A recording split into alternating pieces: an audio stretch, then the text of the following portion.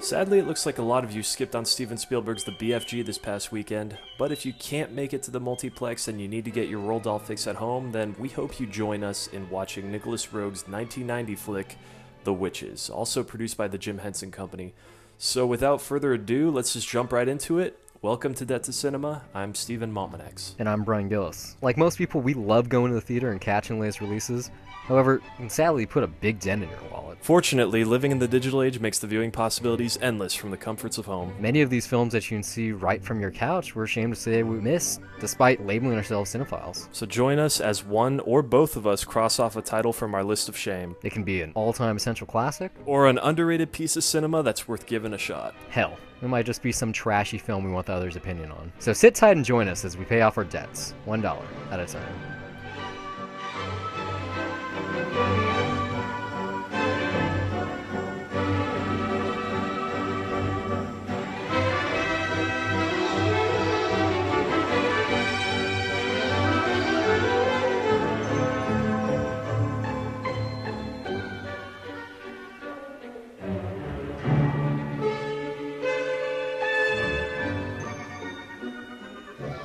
Let's go down the list. Is there a list? My Roll- notes are very short. We grew up with Willy Wonka and the Chocolate Factory. Yeah, not Charlie and the Chocolate Factory. That one too. I Nope, like that one. Still haven't yeah. seen it, won't see it. No? Nope, not It's- it's- musical. Really weird and sinister. It's got music. It's not musical though. Well, there's definitely musical numbers in there. But what else? Okay, there's James and the Giant Peach. There's Matilda. There's I didn't grow up with Fantastic Mr. Fox. That was way later. But Yeah, it's a solid one in the collection. yeah, like Roald Dahl, pretty big influence, I think, I'd say, on most people's childhoods. Like, at least, if you haven't read the books, then definitely in movies. And I don't know about you, but really scared the shit out of me as a kid. What, this? No. Okay, have you seen this one before? No, this is the first. Yeah, okay, and that's the thing. This is, like, because of the BFG, which I already talked about in the opening, I did want to go back and look and see, is there anything that I had not seen? Sure enough, there was, and I had not even heard about this one, so that got me interested. Then I clicked on the link on IMDb, and I saw that it was from Nicholas Roeg, and then that got me really interested. Wait, who is he? Nicholas Roeg, he's the guy that he directed The Man Who Fell to Earth, Walkabout, and what's that one movie with the red kid? Don't Look Now. So Okay, so films that I'm vaguely familiar with but haven't seen. a lot of great movies too. Yeah, Like Don't Look Now, I'll probably watch that this Halloween. And I love I rewatched The Man Who Fell to Earth this year earlier, and God, I mean, that's such a great movie. Walkabout, that's probably my favorite movie of his, though. I think that's his debut as well. But the fact that this is a kids movie, Barely kids that movie. got me pretty interested. And I wouldn't say that this is like the best example of like what to dive into. I mean, this is more Roald Dahl's hand that you feel in it. To a certain extent, we can get on that later. And also, I was very I went into this absolutely blind. So Same. seeing the Jim Henson Company like in the opening credits, that got me really Tell you interested. the back. I knew that partially because of Hamid. Like a couple months ago, he said something like, "Oh, I should see The Witches. I haven't seen that forever." But I just, in my just research of just Jim Henson and their Creature Shop period, I knew that this is one of the things that they worked on. But yeah, I went in blind too. Like, yes, I knew it was Roald Dahl. But I'd only seen most of the stuff that you listed off, besides the Jim Henson one. But the two that came to mind for me were Willy Wonka and Matilda. Like, those are the two. I think those are the two for most people, even with the BFG this past weekend.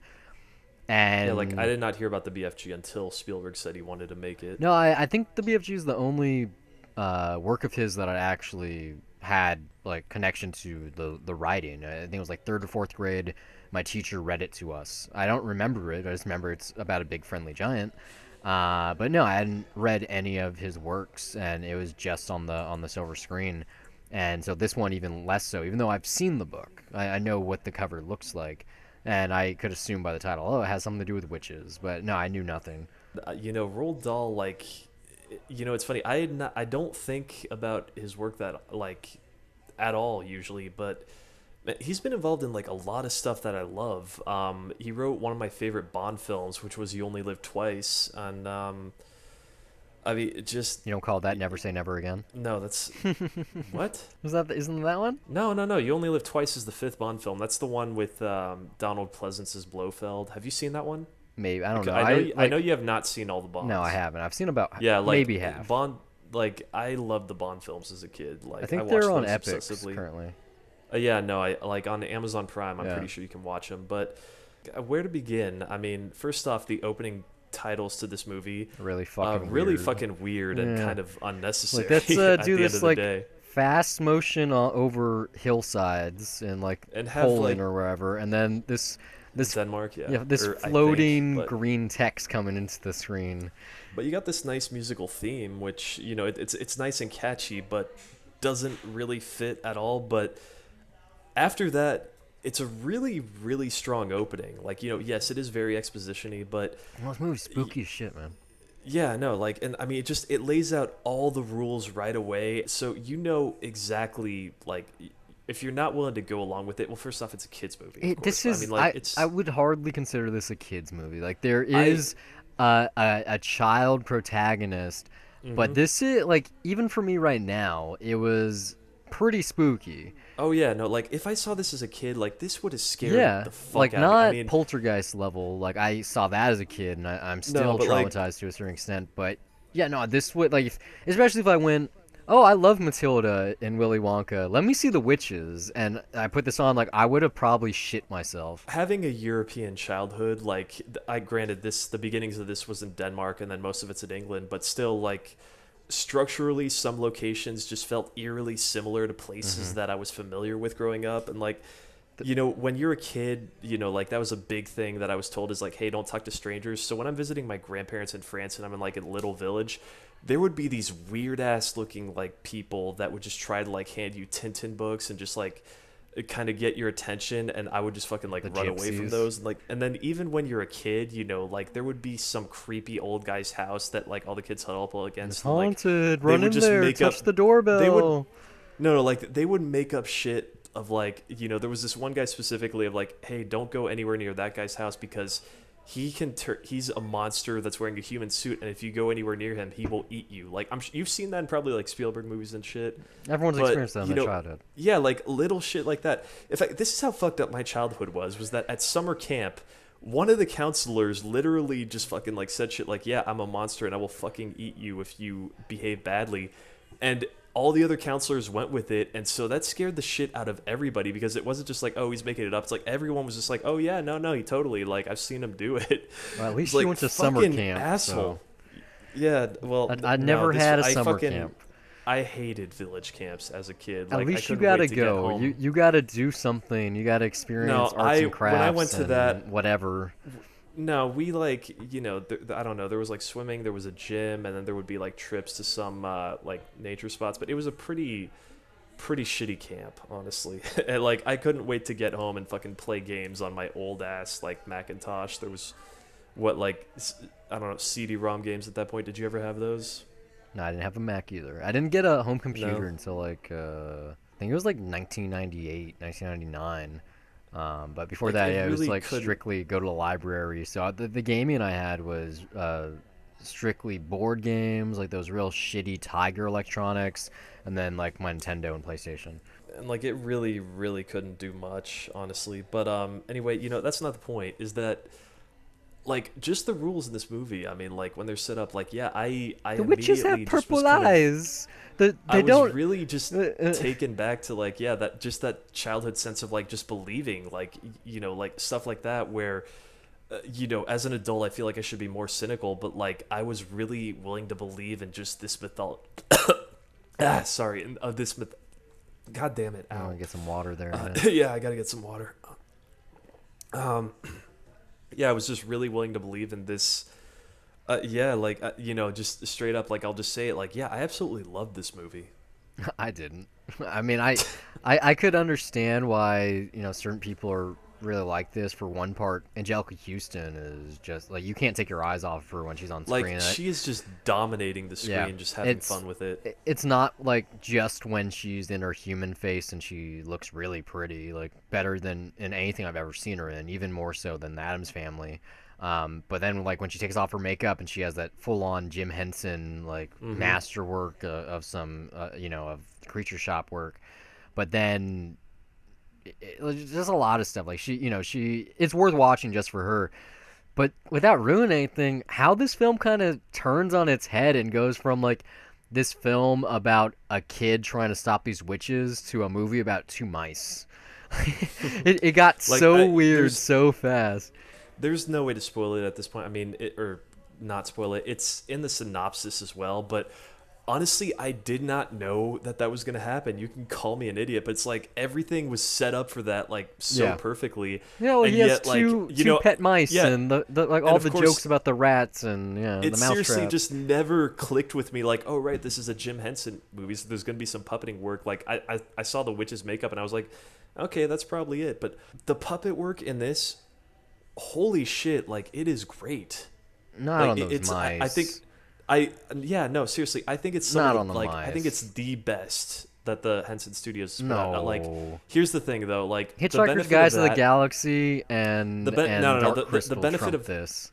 like those are more imaginative, but I mean I think the benefit with this is just that because there's clearly real mice being used in shots and like if you look for it you can tell, but they're No. taking something real and they're making it just move like I the real thing. Whereas, yeah, for the other thing, it's like, okay, Kermit clearly does not look like an actual frog. That's clearly a character design. Like, yeah, and he's a you're willing to Muppet. believe in He's it when not you're supposed to watching look like it. a But, like, frog. yeah, but I mean, this is like, okay, when you're taking a real mouse, like, it looked so damn real to me. And, like, I fully just bought into it. Like, it was incredible for me, honestly. I wasn't that I didn't buy into it like you did. I mean, I have seen a lot of Jim Henson's work, and especially like close-ups of the mice when they're talking and shit. I was still Oh, yeah, buying into the world making. I wasn't laughing at it, but by today's standards, it was kind of well, it's laughable. like, you look back at it and it's like, yeah, I mean, like I did actually study some shots like, okay, that's a real mouse, that's the fake one. It's pretty But obvious. while, that was after I watched it. Like while I was watching it, I was just fully into it and it just completely sucked me into it. Like just right away I was willing to embrace this like the same way like just like that kid I was back then. So that's yeah, Uh, I don't want to. I'm not going to say that's a bias. It's just like like that was the experience I That's a had, and bias, I yeah. freaking loved this movie No, for it. I can understand buying into it. Like the witches makeup, especially Angelica Houston's. I was like, wow. Like I was floored. Like my note is Henson Shop's work on Main Witch is super impressive. Like I was like, holy shit, because yeah, all of their work Well, it's looks not. good. It's not just the design. I mean, It but was it's that all the rules are clearly set up. Like every setup pays off in this movie, not the toes except for thing. one big Not thing. the But toes thing, really. Like I get I the mean, purple eyes, yes. The hands it's thing, kinda. The wig, it's there, definitely. but But the yeah. toes, I was like, they have squared off toes, the feet with no toes, so they wear they wear plain people shoes instead of pointed ones. It's I like mean, what? it's not like a big thing that you do anything with, but for me, it's just one of those little details that they had in there to say, hey, they're not normal, and it made it kind of more scary for me because it's like, okay, even if this little thing stands out, it can still be easily concealed. I would have preferred a little bit more backstory for the witches, especially because the grandmother, spins this yarn in the beginning. Like when it started, and I know you haven't seen it, but right in the beginning, like the first 10 minutes, I was like, this is kind of like Suspiria meets like the Princess Bride almost. Like it has that whimsical world making with like this grandmother telling her grandson the story, and yet it's real. And then yeah, you also get this like real fucking spooky witch shit. I like Suspiria. I did not love it. I understand why it's like a classic giallo flick, but the way that they make the witches work in that movie, very apparent in this one. Just like the eye thing. Matter of fact, it's more of a glow in Suspiria, but there's like uneasiness in the like the opening 10 to 20 minutes of this film with that European village and that fucking girl in the painting and all that shit. And then even when you meet the first witch and she's trying to get Luke to come out of the tree with the snake and the Oh my god, chocolate. like that really seriously reminded me of childhood, like, because I was just like, fuck, like, I don't know about you, but like, it was No. specifically the fact that I, it was in Europe too, where I'm just like, shit, no, like, there have nope, been never been to encounters like Europe. that. I Sorry. mean, no, like not even in the states did that happen to you. Where like, No, I'm from an urban area where we didn't have trees, let alone tree houses, oh and no man, one was gonna fuck with us because we had skateboards and we're having fun in the streets. Like there was no fear of some women approaching us with chocolate. We would have ate that shit. Okay, like that was oh not I a would have too, yeah. possibility. But like I don't know, at a certain point, it's just I mean, really the best I can do is just tell you what my experience was with this, and Sure. this seriously did just take me back to like a specific time like growing up, and this was a product of that time too. And it's really just it was really cool discovering this, like as if I'd never heard of it. And it's insane that even though this movie was really well received when it came out, it just tanked so badly, and then over time it's just been forgotten. And like I had no idea. You look at the Roald Dahl adaptations, like I never ever knew about this, and now I'm so glad I saw it though. I'm happy Like, for you, but I'm not really. Like as much as I enjoy Jim Henson productions, even though this kind of isn't. This is their Creature Shop just worked on it. Henson is an executive producer, but it doesn't really have their touch really. Because as much as I enjoy the creature work, not necessarily the mice, but I did kind of like them. But more so the witches, the main witch. The rest of the witches, they couldn't afford the budget for them, I guess. But just the way that makeup works and like the meta makeup and all that stuff. Plus, as I already said, Angelica Houston's role. But I didn't really care for the centralized grandma character and Luke. If you've seen a movie like this, like let's say Hocus Pocus, for instance, like you've seen him. Like nothing really stands out, and I just think a lot of your upbringing kind of it was um, definitely projected on there. Like, but I it also biased your view. it's Because this isn't also a bad movie, but no. I can totally understand why this flopped in America. Partially because this is a kids movie and it's a little too scary, and then also it just kind of ends really fucking Well, let me horribly. get to that later. I mean, is that you know Well, I don't I really don't think have any I other don't notes. if you're looking at this as a cynical adult, which it's kind of hard for me to turn that head off. And like, yeah, I did have the thoughts of like, oh, this kid is kind of one dimensional, and yeah, he is that That's kid that you fine. see He's a in other kid. movies. He's a kid. And then That's you fine. have someone like Bruno, who's just well, he's He's basically that the kid that you see in other movies too. Like, yeah, he's yeah. the other Although kid, the God, fall he's kid. he's so dumb. Like He's no more he's dumb so dumb than and gullible though. what's his name that eats the Augustus Gloop. chocolate. Yeah, I No, mean, well him too. I was gonna say the kid that eats the chocolate cake in Matilda. Like it's the oh, same character. He's Augustus. well, Like there's always I guess that's a Dahl I don't think it's just stamp, him. I It's guess. most like children fiction. Like But I don't. you have that fall guy. You have the stupid kid that is gonna get like look at fucking what's his name from Goonies. Um, Chunk. Yeah, Yeah. Chunk. Like he's the same character. It's like he's the gullible kind of not smart Something one about that Bruno just hasn't seemed matured like yet. he was just way more like he's special. I guess that's the That's kind of nicest the way I'm whole gonna put movie. it. This whole movie special. You got Rowan Atkinson in like a really weird role. He's I mean kind of special in playing. like a kind of retarded way. Yeah, but I'm just saying like the I'm whole just trying to be movie. nice about it. I'm saying the whole movie's kind of special in a retarded way. Like Oh come on. with the way the hotel works, like it's kind of like this is like four movies in one. Like you have like that Princess Bride thing that I'm talking about, where it sets up this world really, really, really well. You have that intro story that doesn't really kind of translate or transition into the modern storytelling. You have this convention at the hotel, which is most of the story, because the movie is just a weird series of events where this grandmother and her grandson go to a hotel where these witches are just so happy to have their convention, and the good and bad cross. But you never really get understanding of why the grandmother had this run-in with the witches in the first place.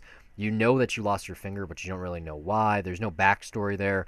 But then the real thing was like they set up all these rules about the eyes and the feet and the hair and the wigs and the scalp. How did the grandmother learn about this? And even more so, one of my favorite points in the movie was the cat showing up and how that plays out with these anamorphic mice puppets. And she never said a rule was like, oh yeah, and the main witch always has a cat or something. Like it's I don't need like an always in there. It's just I bought that, okay, this witch had a cat. Like there was enough information for me there. Like all I needed to know was that was that witch's cat. I Like did, that's I did I the don't rest need of the more in there. witches have cats? Did they have broomsticks? Could they fly? Like once they There's threw in, like enough leap and logics that I could make where like, I didn't need those details. The basic thing that I needed to believe was that they are dangerous, that they are bad. yeah, I And believe they were dangerous. that's it. Yeah, I mean, They and definitely seemed dangerous. They were definitely bad. Like I mean, this is the big thing is like, while the kid characters like, they're not like, the strongest, but I think what really just kind of naturally, at least for me, like just makes me like really care for them and really be invested for them is that there's just something about believing that children are in peril that naturally, just as a human being, at least for me, like, just makes you care automatically. I mean, the scene when the baby stroller is pushed, like, I'm sort of laughing at the absurdity, but I'm also just sitting there going, Jesus fucking Christ, like, get that fucking stroller, kid. Stop it before something happens, because that's you my just problem with don't this want to movie, see though. something bad happen to them. It's like you Like, got I think this it's children. just a natural human reaction. And also, Sure. but I mean, also just like, and I totally got back into that state of mind of childhood, but like, for kids that are watching that, it's like, you can totally invest in that danger, and like, I was completely on board with it. Like I said, this is like 4 movies in one, though, and that problem was like, yeah, I agree with the children in peril thing, whether that be the baby in the stroller or the actual main kid, Luke. That all is like negated when he turns into a mouse. Once you find their plot, once the witches expose themselves and you see them like what they are under the surface, it stops being scary. It's no longer spooky. Like I didn't fear that Luke was gonna die at that point. Like they were too stupid to know about the mice.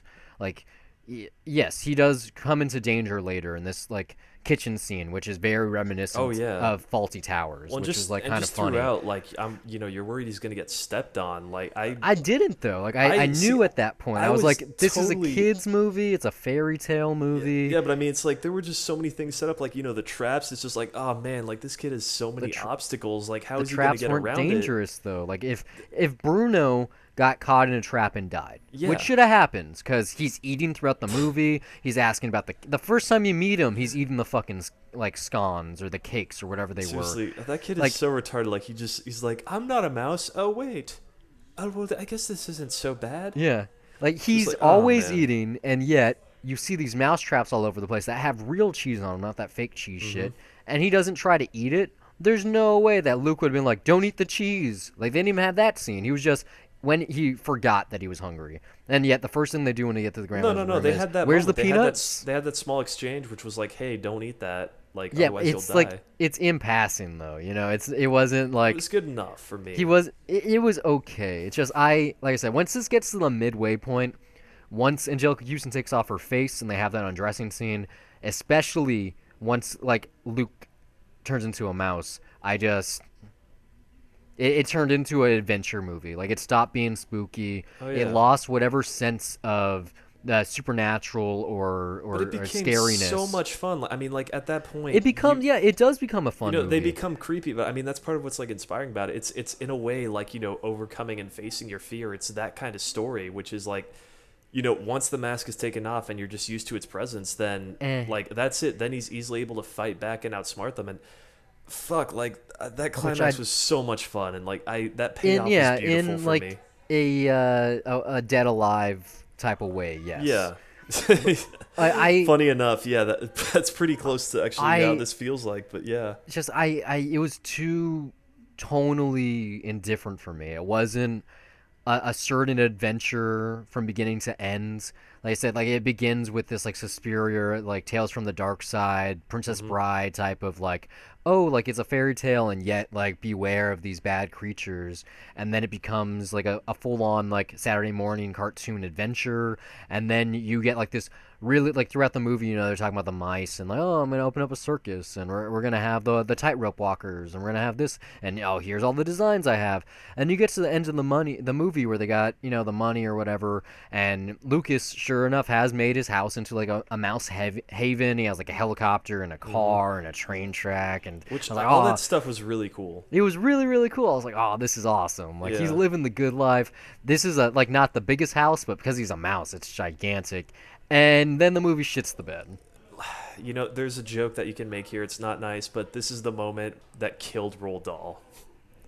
That's what I'm No. calling it, because here's the thing: is like Roald Dahl just full on said that he was appalled by this movie because of the changes to the ending, and Roald Dahl died shortly after this movie came out. See, So, that's hearsay. That's trivia. but This fuck, would that ending is it killed horrible. the box office.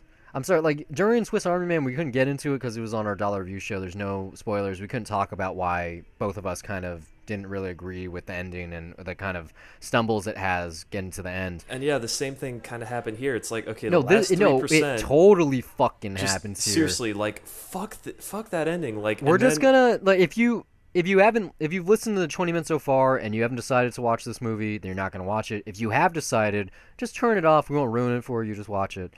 But basically, this is how this movie ends. Luke single-handedly wipes out all the witches in England. They're all gone. But Angelica Houston's right-hand woman, who isn't invited to the dinner, so she isn't turned into a mouse, somehow not only finds out where Luke and his grandma live, but she also turns him back into a human, brings him his broken glasses back, just decides to be a good witch. and decides to be a fucking good witch. It's a she has happy hands ending again. for the she has sake of a happy toes. ending. She's wearing pointed shoes. She's happy. It was like, what the fuck just It was happened? total How did you bullshit, turn yeah. good? How did you find them? Why are you helping them out? Like, why did it have a happy ending? The grandma couldn't get her fucking finger back. Like, she's had a stump her whole life. Why didn't she cure her diabetes where she was at it? It totally didn't make sense, not just in the whole grand scheme of things, but just the tone of the whole movie. Like, the only way it could have possibly made sense is if they did test screenings, and this is probably what happened. It had like a downer ending where, No, they're do you like, know what the ending of the book is? the kid dies. No, okay, so this is what happens. Everything before that witch comes in, that's basically it. Like, they go to sleep, and then he says he's happy as a mouse, And then the movie's over. No, like, yeah, basically he's okay with it, and he's like, hey, Yeah. if I'll only live for like another 9 years, but that's fine. I'll die 'Cause around I'll the love same it. time Yeah, as yeah. you, Grandma. Yeah, it's great. It's That's a a great really ending. like bittersweet moment, but holy shit, like you would never get that in a movie ever. No, like, you which get is that. sad, but Just no, infrequently. I mean it's just but you get it. But then With yeah, the then way this shit this is movie- added, and it's fucking awful. With the way this movie works, with how spooky it is and Mm-hmm. how different it is and irreverent and how over the place it is and the dying rats and all this shit and the witches and the scheme to kill all the kids in the world. Like, it's a pretty fucking dark movie, and they could have just ended it that way with like a bittersweet kind of hopeful ending. Like, it didn't work out for the best, but the child and the grandmother are together still, and they're happy they're together. And he has his bitchin' bachelor pad, and they got all this money, and they're gonna go to America and kill the witches someday. Like, like it has all these great things. Yeah, it's but a very bittersweet ending. Like it was that. a And it's great like, ending. It was would like how leave the you- world works. It would definitely leave me conflicted, like just as far as like not knowing how to feel that, but it would Instead, be way fucking better than this bullshit. Yeah, ending Mickey we get Mouse out comes of out of nowhere. And he's like, "Oh, let's make it happy!" And anything that they could have possibly done to fuck up the movie happened. It turned Seriously. into like the most worthless hour and a half before it. As it was like, wait, let me get this straight. Any of these witches at any given point after the main witch was killed, they could have just became good and decided to help each other out. I didn't know that's how that happened. In The Wizard of Oz, why didn't Glenda the Good Witch become evil for some reason though? Is it not a two-way street? Is that how magic works? It's like you're saved. Was this I stupid don't witch fucking know, man. baptized? Is that what Seriously. happened? Did she watch Jesus VR and decide to be a saint? It totally didn't make sense, and I don't care how much of the rest of the movie was good. It like shit itself. Like it spontaneously combusted. It was really, really bad. My note, because I talked about my note that I had earlier. What the fuck happened at the end? How did she turn into a good witch? I don't fucking. I mean, as far as I knew, like that was only an assistant. So when she No. wasn't allowed to go to the party. So like, I guess that meant that she didn't fully No. become a witch. I don't know No. what it was. She there. was the vice president. Okay, she was totally in cahoots. Did if- she if- have a wig off? Yeah. Okay. Yeah, she took her wig off when they had the main The meeting. scene. Yeah. Yeah, the main meeting scene. She had her wig Okay. off, and she's still Yeah. being like told to do certain things, but she's totally witch. She's So ugly. She got so she yeah, got no it's fingers. just it's a fucking terrible and like I said, this probably killed Roald Dahl. I mean, Maybe. yeah, I and Jim Henson as well because they also died like Jim right around Henson the same died time. a Yeah, little this bit was later. that was his last movie that he worked on was this one. Yeah, maybe. Yeah. No, Maybe the producers killed him. just like I don't know, he saw the ending of this movie and was just like, They fucking had Hollywood. to, especially It's the so way. bad. It's I not mean, even necessarily that it's bad. It's just the way it happens and how rushed it is. honestly Like you though, like have, if you had a scene, like say when they're having like before the final scene, that final night, like you have a scene where like they're building the house, like grandma's helping Lucas like set up all the contraptions, and you show the evil witch turning good all of a sudden, like maybe her finger pops on, like a fingernail grows or some shit, or like it does like a little bit of back and forth, like just once or twice, okay, just like a little bit, or even just a hint at any point during the movie, like when she was locked out eating by herself, like she ate some kind of dinner item that made her feel good and she was smiling. Fucking anything, literally anything that could at least give you a hint instead of it's the very last page of the book, and guess what? A rainbow popped out of this guy's ass, and he found a pot of gold, and here's a leprechaun, and they rode a unicorn into the sunset. It's like they whatever was possibly happy, they just shoved down your throat. Like there had to have been a test screening, and the viewers were dissatisfied, oh and they yeah. went, "We got $500,000 left. I mean, Let's spend seriously, some of like that." seeing Nicholas Rogue's other movies, I seriously doubt that he came up with this fucking mega happy ending. Like, it just But then again, like I don't know how. I have no idea how this works. It's like I cannot, there's little things like with the camera work where I can see some of his style there, but it's so wildly different from the other movies that he's made. But seriously, I mean, this ending just it happened so fucking quick that I'll be honest, like if I had not seen Swiss Army Man this weekend and had a similar conflicted reaction, like maybe not nearly as extreme, like in this case it definitely was, but like if I had not had that to like really reflect on how it affected my viewing experience, then I don't know if I would be that forgiving of this movie right now. And also because I read the synopsis on Yeah, so Wikipedia you for the book cheated. itself. I mean, yeah, it is cheating, but it's like, you know what? In my mind, like if this is how the original text is supposed to be, I can accept it because like everything beforehand fully supports that. So I still feel like, I just don't want to let like, these final 30 seconds ruin my entire experience of the No, yeah, movie. So like, they totally especially ruin it. since it's so easy for me to just like kind of just believe that, at the ending of the book, that's what it was because I did get that scene. And when I rewatch this in the future, all I have to do is just stop it before the credits start rolling, or hell, I might just do an edit myself if I buy the Blu-ray whenever that fucking comes out, and just watch it that way. I mean, No, fuck, like there that are ending really like this. I was gonna scream bullshit out loud. This isn't a good kids movie. It apparently isn't a good adaptation. It is before that. Well, whatever. It's not about how it gets there. It's how it ends. It's not the journey. It's the destination. This destination is horrible, and I can't recommend this to anyone. Like, there's some great effects work. There's some fun interplay with some cats. It's spooky as hell. Like, this is a great movie. Like, it's October. You want to watch a movie with your kid that's spooky enough for them to get scared but not piss the bed. Then yeah, it's great for that. But there's better versions like Hocus Pocus or Halloween Town or I don't know. Those are the ones that come to mind currently. Just show them Uh, Poltergeist. It's rated PG. They're not gonna die because from getting scared. you know what? No, I mean, I'm sorry, but this ain't no Halloween Town. This is way better than that. And Barely. I have not seen Hocus Pocus, so there Hocus is that. Pocus great. You should watch it this year. But you It's know really what? great. You know what? The journey was great, and you know what? Like when it came to getting to the destination, the train just went a little bit too far. But you know what? It was able to wind back and get me to where I needed, maybe with a few extra helping hands. But I mean, you know what? I still had a great time watching this. I freaking loved it, and it's a real shame. Like if it's just because of that ending, then that's a real fucking bummer because there's so It much great wasn't. stuff here. And like it's there's so many great reviews for this out there. Like it's just not many people are talking about this. Like, I mean, 'Cause seriously, like, it's old and it's not no, but revered. I mean, just like you go on the Wikipedia page, there's a ton of awards and nominations that this thing has.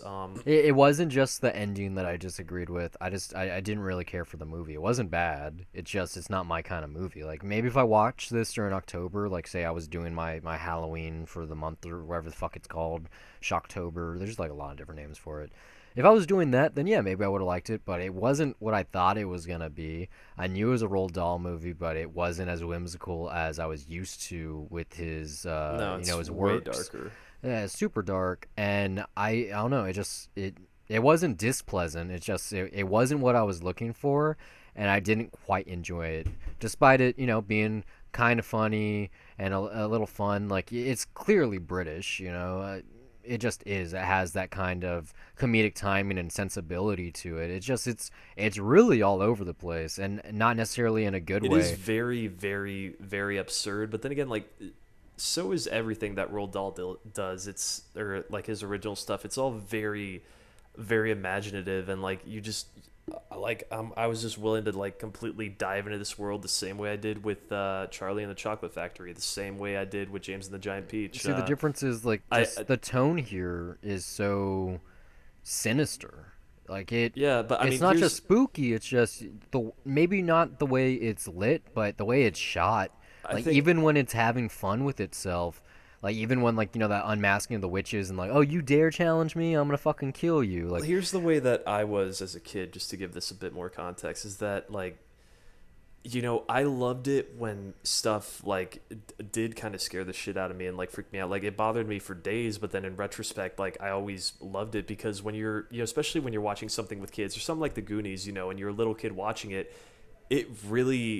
that's probably the most immersive that movies will ever get because you really feel like you're there and it really feels like actual genuine danger. well, wait until And you this, do VR. Just yeah, saying. well, this just completely took me back to that. That's why I said like this is probably the best that movies will ever get, and that was like because when you're a kid, you still don't fully understand how these things are made yet, and maybe sure that's a bias if you want, but I freaking loved it that this movie took me back to that, and that's I don't feel that's part of the weakness at all. If a movie is able to transport you into any sort of state of mind, then I mean that's like probably the biggest compliment you can give to any movie at all. This movie was just a little too little for me. There's a lot going on. It jumps around. It has like 3 or 4 different settings, and only one of them really gets its due. And yet you don't get all the answers to things that are going through your head, or at least my head. And it kind of just expects you to understand certain things. Certain characters get way too much plot screen time that have nothing to do with the plot. For instance, Rowan Atkinson's like hotel manager, he was very unimportant, and yet because of Well, his name and his star power, he got a lot of screen time. The chef, for instance, he I got don't know if way he too was much. that big at that point. Oh, 'Cause he totally was was. he big in the 80s? Yeah, Blackadder and Mr. Bean were huge around this time period. Like Mr. Bean, maybe in the mid 90s. Yeah, but this No, is 1990. yeah, that's what I though, said. Like so Blackadder, he was definitely known, especially in the fact that this is a British production.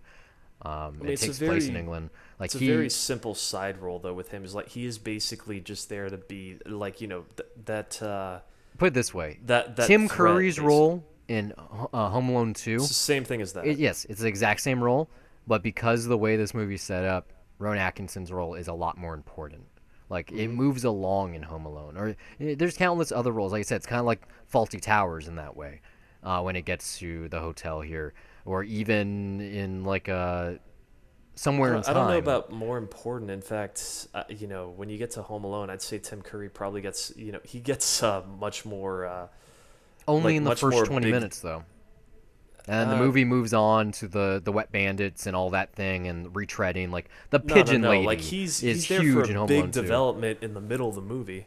It's unimportant though in the grand scheme of things. It's No, it's yeah. comedic relief and it's antagonist before the wet bandits Okay, yeah, I show see up that. again. Like he's just something to fill in the gaps to get where you're going. Whereas in this one, it's That's like fair. I just don't see why that's a flaw in this. no, I'm just saying it's a flaw. Or I'm a just problem. like it's a small example of the kind of problems I thought the film had as a whole. Like there's a lot going on, and yet you only get so many characters to play along with, and in those characters you don't get lots of explanations. And I'm just saying, not just the witch turning good, but the only witch you really get any insight into is Angelica Houston. and you don't really get anything. You never really have her by herself, kind of talking about her plan or why, or like, oh, when I get to America, I'll explain it. Like, Well, no, like what you're getting is it's specifically from the kid's point of view. Like, yes, it isn't though. it is one dimensional, but It isn't from just his point of view though. You got the stuff in the past. You have no, but I'm saying like you're getting the version that's told to him. So the way he understands it, that's the way that you're understanding it. But like when you're in the hotel and he's already there, and then it's jumping between settings to other hotel rooms so you can see stuff, whether that be Rowan Atkinson with his maid that's fucking him, or the chef or the sous chef, or the other patrons in the hotel. Like it jumps all around. Like it's fun in that way. It's just it. I don't know if it was editorial problems that try to make it more consumer friendly, especially with the happy ending that we get, or if it just wasn't my cup of tea, because as much as I enjoyed some of it, despite it not being the kind of movie I generally go for, there was just a couple, one too many things for me to overlook. Because I don't have a lot of notes here. Like, I have way less notes than I ever have. Like one of them I haven't mentioned, like just a weird thing of coincidence. My stepdad was watching The Last Witch Hunter yesterday, so I guess I had like a little bit of foreshadowing for this. But no, I have like almost no notes. Like if I took no notes at all, I would actually be exactly where I am now. These are things that I just have in the back of my mind because I'm not trying to shit on the movie. It's just I'm being the counterpoint honestly, for you because you're loving it so much. I do, but I mean, if it wasn't for the ending, like, would you be more positive towards this at all? Because it is very, still very wouldn't hard. love it, like, but I'd be more like positive. honestly, like unless Swiss Army Man like left me thinking about it for a while, but the ending of this, it was such obvious bullshit that I was bitching about it for like probably 5 minutes in my own head, but then I thought about all the other stuff and I was just willing to go, you know what, that ending is so like it just feels so insignificant and tacked on like that, just compared to how the rest of the stuff is so good. I was just immediately able to just dismiss it, especially after I read what the actual ending was supposed to be. I'm just like, you know what, that stuff is shot. That's great. I'm sticking with that. I don't know. I didn't really care for the characters. The tone was a little too different for me, and it was also It's definitely pretty wacky, a little too spooky for my taste too, without knowing it. When it comes to October, if I decide to watch a scary movie, I know what I'm getting into. Like I expect some jump scares or something fucked up or blood or gore or whatever. Like I expect it.